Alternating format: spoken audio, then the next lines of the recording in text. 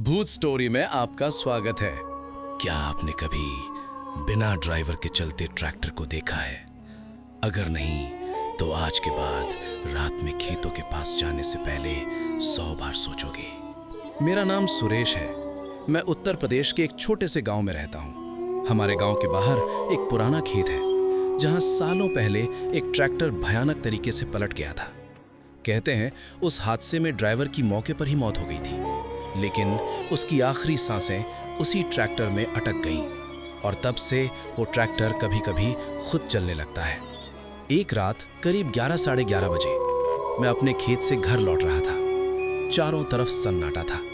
तभी अचानक ठक ठक ठक ठक ट्रैक्टर की आवाज। मैंने सोचा कोई किसान होगा, लेकिन जैसे ही मैं पास गया मेरे पैरों तले जमीन खिसक गई। ट्रैक्टर चल रहा था पर उस पर कोई भी नहीं था। मैं डर के मारे झाड़ियों में छिप गया। तभी ट्रैक्टर अचानक अपने आप रुक गया और धीरे धीरे उसकी खाली सीट पर कोई बैठने लगा। वो साया पूरा काला था, जैसे अंधेरा ही इंसान बन गया हो, और उसकी आंखें लाल आग की तरह चमक रही थी। अचानक ट्रैक्टर मेरी तरफ मुड़ा और पूरी रफ्तार से मेरी ओर आने लगा। मैं भागने लगा। दिल इतनी तेज धड़क रहा था जैसे अभी बाहर निकल आएगा। तभी मैंने पीछे मुड़कर देखा। वो साया मुझे घूर रहा था। उसने अपना हाथ मेरी तरफ बढ़ाया और एक डरावनी आवाज आई, मेरा ट्रैक्टर वापस कर दे। मैं किसी तरह जान बचाकर भाग आया, लेकिन अगले दिन जब मैंने गांव वालों को यह बात बताई तो सबके चेहरे उतर गए। उन्होंने बस इतना कहा, जिसने भी उस ट्रैक्टर को छेड़ा है वो ज्यादा दिन जिंदा नहीं रहा। और आज भी हर रात ठीक 11:30 बजे वो ट्रैक्टर खेतों में चलता है, किसी नए शिकार की तलाश में। सुरेश उस रात तो बच गया, लेकिन असली डर अगले दिन शुरू हुआ, क्योंकि जिस ट्रैक्टर से वो भागा था वो अब उसके घर तक पहुंच चुका था। Tractor ghost. अगली सुबह मैं अभी नींद से उठा ही था, तभी बाहर से लोगों की आवाजें आने लगी। सुरेश, जल्दी बाहर आ।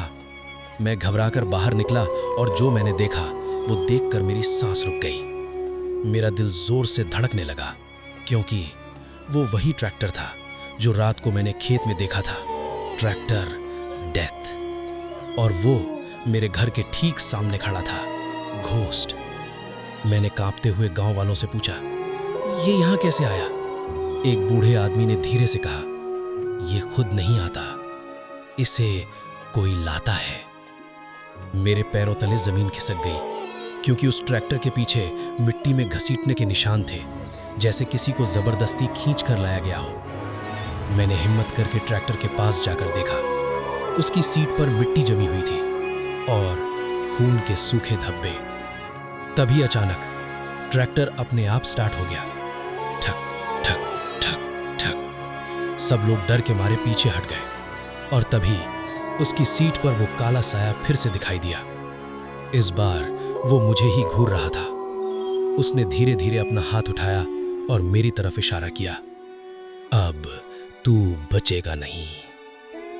अचानक ट्रैक्टर तेजी से मेरी तरफ बढ़ा। लोग चिल्लाने लगे, भाग सुरेश। मैं भागा, लेकिन इस बार कुछ अलग हो रहा था। मेरे पैर जैसे जमीन से चिपक गए हों। मैं भाग ही नहीं पा रहा था। तभी मुझे अपने कंधे पर किसी का ठंडा हाथ महसूस हुआ। मैंने धीरे से पीछे मुड़कर देखा। वो साया मेरे ठीक पीछे खड़ा था। उसकी आंखें मेरे बहुत पास थीं और उसने फुसफुसा कर कहा, तूने मेरा ट्रैक्टर छुआ था, अब तू ही चलेगा इसे। उसके बाद क्या हुआ मुझे कुछ याद नहीं। जब मेरी आंख खुली, मैं उसी ट्रैक्टर की सीट पर बैठा था और मेरे हाथ अपने आप स्टीयरिंग पकड़ चुके थे। ट्रैक्टर खुद ब खुद चल रहा था और दूर खेत के अंधेरे में कोई खड़ा था, शायद अगला शिकार। जिस ट्रैक्टर से सुरेश भाग रहा था, अब वही ट्रैक्टर उसे चला रहा था, लेकिन असली डर अभी बाकी था। मेरे हाथ अपने आप स्टीयरिंग पकड़ चुके थे। मैं चिल्ला रहा था, लेकिन मेरी आवाज जैसे किसी ने बंद कर दी हो।